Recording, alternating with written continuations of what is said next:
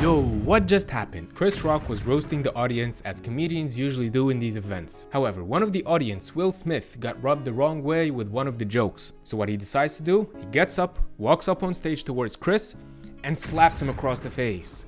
Crazy. Chris takes a moment to realize what just happened. He then acknowledges it to the audience. He literally said, "Will Smith just smacked the shit out of me."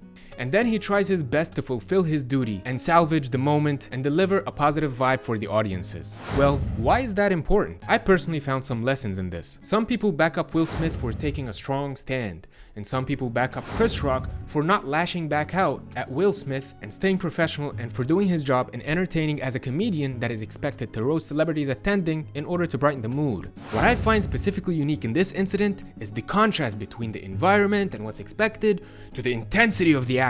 Hollywood is known for roasting, which means celebrities, even presidents, get made fun of to somewhat extreme degrees. And that has been the norm for years and decades. Not to mention, a comedian's job is to make light of things and frankly, talk shit. Once when I was in college, I attended an underground comedy show in New York with a girl I was dating. In the middle of the show, the girl I was with got up and walked outside, either to answer a phone call or use the restroom, I don't remember exactly. But I knew it was coming. I can tell the comedian's gonna make fun of her when she comes back. Sure enough, as she's walking back to her seat, he did say something and everyone was laughing, including her and I.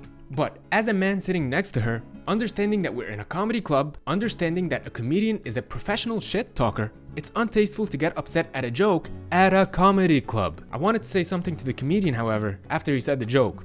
I simply said, "It's not smart for me to argue back and forth with a comedian, so I'm just gonna let it go." People around me kinda laughed, the comedian said something in response and people laughed even more, and everyone had a good time. Now all my previous videos talk about success, better ways to think about life, and self-management. From the zoomed out perspective on the Chris Rock and Will Smith's altercation, the lessons I learned are these. Aspire to demonstrate behaviors like Chris Rock's, composed, responsible, and professional. He managed his emotions and did the best thing he could think of to fulfill his duty and not his emotions. Honestly, that reminded me of Jocko Willink's principle of subordinating your ego to the mission and the team. Chris didn't seek revenge and didn't seek to escalate. He sought reducing the tension and bringing the show to its main objective, which is creating good vibes and entertainment. Even though it's a big ego blow for any individual to be slapped, Chris Rock's actions and reactions are far more plausible than those of Will Smith's. As you know, I like to connect the dots between different literary sources.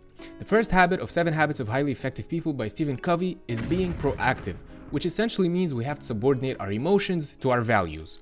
Yes, we are highly emotional creatures, and sometimes our emotions get the best of us. But acting solely on our emotions is a proven way to get bad results. There are different and better ways that we must aspire to. If you're interested to learn about subordinating your emotions to your values, check out the link in the description of habit number 1, being proactive.